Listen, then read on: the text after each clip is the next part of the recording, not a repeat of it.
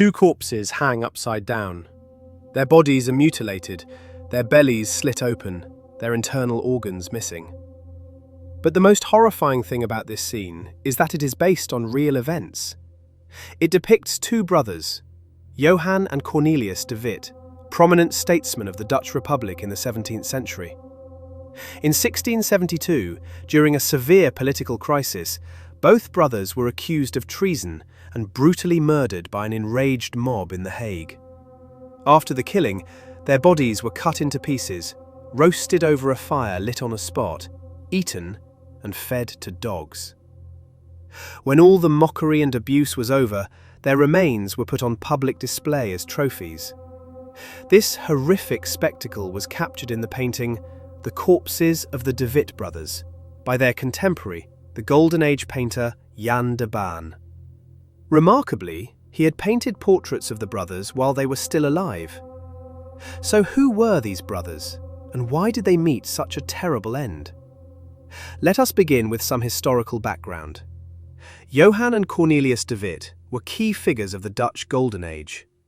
Cornelis, born in 1623, built a career as a statesman and military administrator, overseeing naval and military affairs of the Republic. His younger brother, Johan de Witt, was born in 1625 and began his political career in 1653, when he became Grand Pensionary of the United Provinces of the Netherlands, a position that effectively corresponded to that of a modern Prime Minister. For 20 years, Johan de Witt governed the Netherlands with remarkable effectiveness.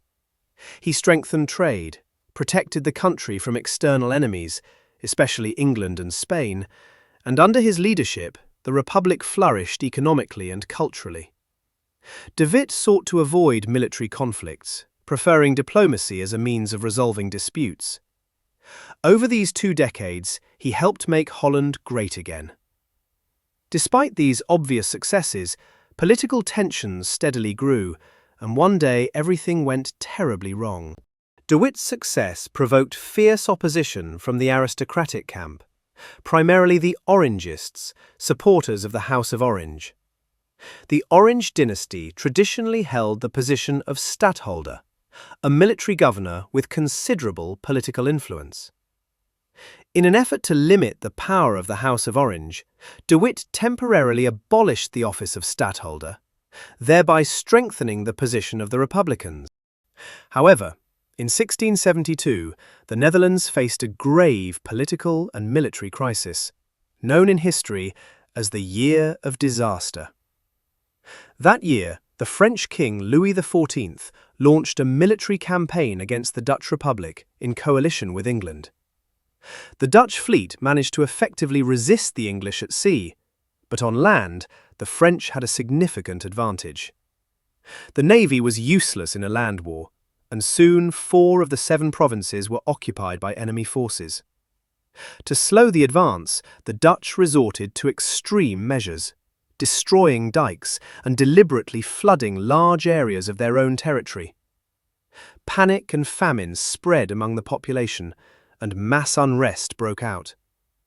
People began searching for someone to blame, and the same public that had once supported De Witt now accused him of all their misfortunes. The population began to yearn for strong leadership, embodied in the figure of William of Orange. Johan de Witt was forced to resign. His elder brother Cornelis also came under attack. He was targeted through provocation, arrested on the basis of an accusation claiming he had conspired to assassinate William of Orange. Despite the lack of evidence, Cornelis was subjected to brutal interrogations and torture, yet he never confessed. On August 20th, 1672, Johan de Witt arrived at the prison in The Hague to retrieve his brother after the verdict had been announced. By that time, an armed crowd had already gathered outside, city militiamen and enraged townspeople. When Johan entered the building to collect Cornelis, the guards were suddenly withdrawn. They were ordered to go to the other end of the city to deal with peasants who had arrived in The Hague in search of food. As soon as the guards left, the mob stormed the building. The brothers were found in the cell, where Johan was sitting by Cornelius's head. The drunken crowd, consumed by rage and despair, began beating them. The brothers were literally torn apart. Cornelius was killed on the spot, beaten to death with musket butts. Johann fared no better. First struck in the face with a pike, then shot in the back. The horrifying details of what followed are confirmed by contemporary accounts. The crowd seemed to lose all restraint, behaving as if in a state of collective madness. The brothers' bodies were disemboweled and castrated. Everything that could be cut off, fingers, ears, lips and tongues, was carefully severed. Some participants took body parts with them as souvenirs. But the true savagery began when people started roasting and eating the organs. Chronicles mention that this was not perceived as cannibalism, but rather as an extreme form of symbolic humiliation and popular vengeance against political enemies. Some body parts were fed to dogs. At one point, a dead cat was even stuffed into Cornelius's body, a symbol of ultimate contempt. The violence did not end there. After the brothers' deaths, their bodies were dragged to the square and hung upside down by their feet from the gallows. The partially eaten corpses were left hanging head downward until birds picked them clean to the bone. This horrifying scene of the upside-down bodies is what we see in Jan de Baan's painting. The image shocks at first glance. A figure holding a torch illuminates the bodies, creating a dramatic contrast between light and darkness. The torch seems to force the viewer's gaze onto the horror, while the dark trees and turbulent night sky in the background intensify the feeling of oppression and tragedy. The faces show the dreadful consequences of the lynching. Noses cut off, eyes gouged out, skulls shattered, fingers and toes severed. The bellies are slit open, and on the ground lies the very cat that was stuffed into Cornelius's body. This painting is a psychological portrait of collective violence, a demonstration of how political crisis can turn into mass tragedy.